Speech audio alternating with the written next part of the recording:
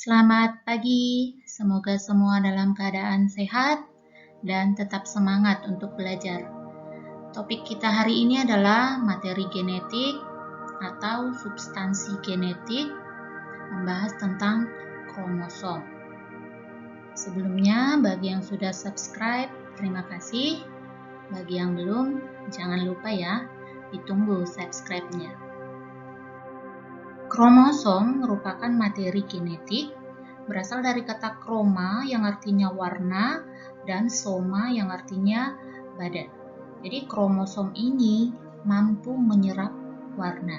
Jadi kalau kita mau melihat kromosom, maka akan dilakukan pewarnaan pada sel, dilihat di bawah mikroskop bagian yang menyerap warna, itulah kromosom. Oke, sekarang kromosom itu letaknya ada di mana? Jadi ini adalah gambar individu, kemudian diambil jaringannya, kemudian jaringan kumpulan sel, kita ambil selnya. Sel terdiri dari nukleus, sitoplasma, dan organel-organel sel. Di dalam nukleus, di sanalah terdapat kromosom. Jadi kromosom terdapat di dalam inti sel atau di dalam nukleus. Maka nukleus ini fungsinya mengendalikan seluruh aktivitas sel, karena di sana ada kromosom dan di dalam kromosom ada gen. Sekarang kita akan mempelajari tentang unit dasar kromosom. Jadi kromosom terdiri dari gen yang berada di untai DNA dan protein. Protein yang berperan disebut dengan protein histon. Protein ini akan menggulung untai DNA, atau untai DNA ini akan dipintal oleh protein, disebut dengan nukleosom. Unit-unit nukleosom ini akan bergabung membentuk benang-benang yang lebih padat, itulah yang disebut dengan solenoid. Kemudian solenoid ini akan membentuk benang-benang halus yang disebut dengan kromatin. Kromatin adalah penyusun dari kromosom. Jadi kalau kromosom ini diurai menjadi kromatin, kemudian solenoid, kemudian nukleosom, kemudian protein dan DNA. Kita akan belajar bagian-bagian kromosom. Ini adalah gambaran kromosom yang telah mengalami replikasi. Jadi replikasi kromosom itu terjadi pada saat pembelahan sel. Kromosom yang telah bereplikasi akan menghasilkan dua pasang lengan. Salah satu dari lengan ini, kedua lengan ini, itulah yang disebut dengan kromatid. Oke. Bagian tengah disebut dengan sentromer. Lengan yang pendek disebut dengan lengan P. Lengan yang panjang disebut dengan lengan Q, dan bagian ujung kromosom disebut dengan telomer. Ini berfungsi agar kromosom stabil bagian ujungnya, sehingga DNA yang ada di bagian ujungnya tidak terurai. Sekarang kita lihat badan kromosom. Yang disebut dengan badan kromosom adalah bagian kromosom yang mengandung kromonema, yang dibungkus oleh matriks.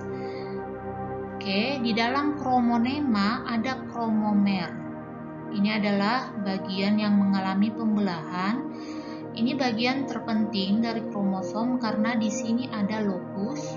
Lokus merupakan tempat gen. Oke, kemudian ada granula kecil yang disebut dengan kromion. Di bagian sentromer ada kinetokor. Ini berperan untuk tempat pengikatan kromosom pada benang-benang spindel pada saat terjadi pembelahan sel. Berdasarkan letak sentromernya, maka kromosom dapat dibagi menjadi 4 jenis. Yang pertama disebut dengan telosentrik, jika sentromer, ini bagian sentromer, berada di ujung lengan. Ini lengan, ini sentromernya. Yang kedua adalah akrosentrik, jika sentromernya berada di antara ujung lengan dengan bagian tengah lengan. Kemudian yang ketiga, metasentrik. Ketika sentromernya berada di bagian tengah, membagi dua lengan sama panjang. Dan yang terakhir adalah submetasentrik. Ketika sentromernya hampir di tengah, kedua lengannya tidak sama panjang. Kita ulangi, ada telosentrik, akrosentrik, metasentrik, dan submetasentrik. Berdasarkan letak dan fungsinya, maka kromosom dapat dibagi menjadi autosom dengan gonosom. Jadi autosom ini adalah kromosom tubuh, fungsinya menentukan ciri-ciri tubuh, bersifat diploid atau 2N. Kemudian gonosom disebut juga dengan kromosom seks, fungsinya menentukan jenis kelamin, berada di gamet, bersifat haploid atau N. Jadi kita perhatikan contoh tabel, ada hewan, manusia, lalat, dan orangutan.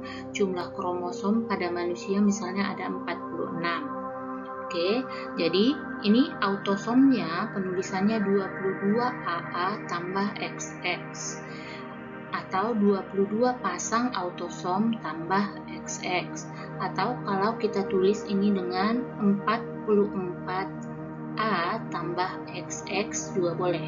Jadi 44 buah autosom tambah XX. Sama juga dengan laki-laki, 22 pasang autosom. Jadi kalau pasang itu autosomnya dibuat 2, AA tambah XY, atau ini sama dengan 44A tambah XY. Lalat buah, jumlah kromosomnya ada 8, terdiri dari 3 pasang autosom dan sepasang gonosom.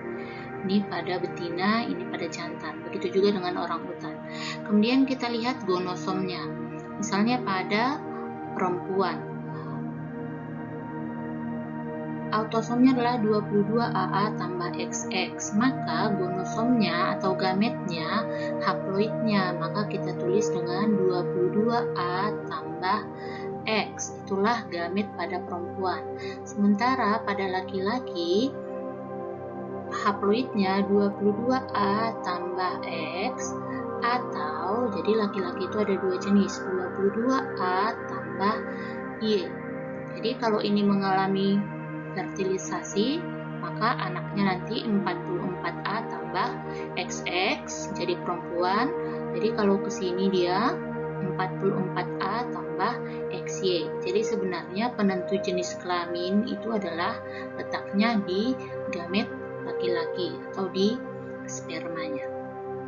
Oke.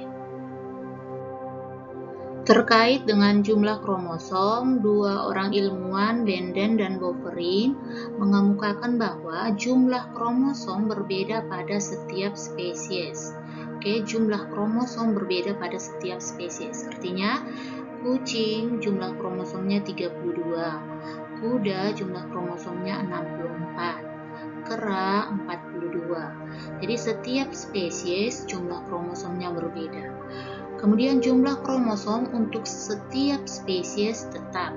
Kucing, semua jenis kucing-kucingan kromosomnya sudah pasti 32. Kuda, semua jenis kuda kromosomnya pasti 64. Kera juga begitu. Semua manusia jumlah kromosomnya 46. Oke, kemudian jumlah kromosom sel gamet separuh jumlah kromosom sel somatis, tidak berpasangan dan bersifat haploid, sama seperti keterangan di slide sebelumnya tadi. Yang terakhir mengenai karyotype kromosom. Jadi karyotype itu adalah pengaturan kromosom standar berdasarkan panjang serta bentuk kromosom sel somatis suatu individu. Jadi ini adalah contoh karyotype kromosom pada manusia.